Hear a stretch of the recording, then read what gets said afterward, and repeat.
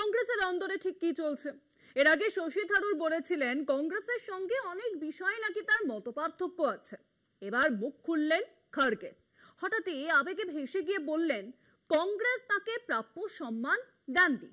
হ্যাঁ, ঠিক এভাবেই রাজনৈতিক জীবনের বেদনার কথা সামনে আনলেন এআইসিসির সভাপতি মল্লিকার্জুন খড়গে। কংগ্রেসের অনেক নেতাই মনে করেন প্রবীণ, অভিজ্ঞ এবং দলিত নেতা খড়গে প্রধানমন্ত্রী পদে উপযুক্ত প্রার্থী হিসেবে বিবেচিত হতেই পারতেন, কিন্তু দলের ভেতরের রাজনীতি তাকে সরিয়ে দেয়।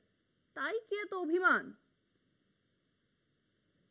মল্লিকার্জুন খড়গে দেশের অন্যতম প্রবীণ ও প্রধান রাজনীতিবিদ, শতাব্দী প্রাচীন কংগ্রেসের সভাপতি। দীর্ঘ রাজনৈতিক জীবনে যেমন সাফল্যের গৌরব আছে, তেমনই আছে কিছু গভীর রাজনৈতিক দুঃখ বা বেদনা। তেমনই কিছু দুঃখের কথা অবশেষে সামনে নিয়ে এলেন খড়গে সাহেব। খড়গে বলেন, আমি সিএলপি নেতা ছিলাম, দলকে ক্ষমতায় আনার জন্য কঠোর পরিশ্রম করেছিলাম। অবশেষে আমাদের সরকার ক্ষমতায়ও এসেছিল, কিন্তু এস এন কৃষ্ণ, যিনি সেই সময়ে মাত্র 4 মাস আগে দলে যোগ দিয়েছিলেন, তিনি মুখ্যমন্ত্রী হয়েছিলেন। অতীতে এমন অনেক ঘটনা ঘটেছে, তবে সব ঘটনা একসঙ্গে বলাটা ঠিক হবে না। দলকে ক্ষমতায় আনার জন্য কঠোর পরিশ্রম করেছি, কিন্তু দল প্রাপ্য সম্মান দেয়নি। একই সঙ্গে খড়গে বলেন, এতে তিনি এতটুকুও বিচলিত নন, বরং খুশি, কারণ তিনি ব্লক কংগ্রেস সভাপতি থেকে এআইসিসি সভাপতি হয়েছেন। খড়গে 2009 সালে কেন্দ্রীয় শ্রমমন্ত্রী হন।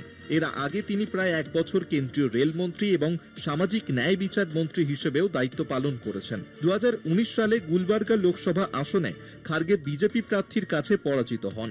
এটি ছিল তার দীর্ঘ রাজনৈতিক জীবনে প্রথম পরাজয়।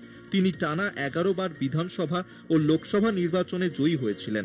2019 সালে ওই পরাজয়ের পর অনেকে ধরে নিয়েছিলেন খড়গের রাজনীতির অবসান ঘটল, কিন্তু তিনি ফিরে এলেন সভাপতি হয়ে। কংগ্রেসের একাধিক শীর্ষ নেতা আজও মনে করেন 2004 এবং 2009 সালে মল্লিকার্জুন খড়গের প্রধানমন্ত্রী হওয়ার সম্ভাবনা থাকা সত্ত্বেও উপেক্ষিত হয়েছিলেন।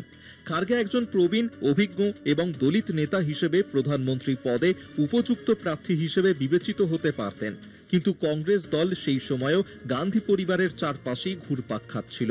বিশেষ করে 2004 সালে মনমোহন সিং যখন প্রধানমন্ত্রী হন, অনেকেই তখন মনে করেছিলেন খড়গেও ওই পদে যোগ্য ছিলেন, কিন্তু দলের অভ্যন্তরীণ রাজনীতি তাঁকে সরিয়ে দেয়। কলকাতা টিভি।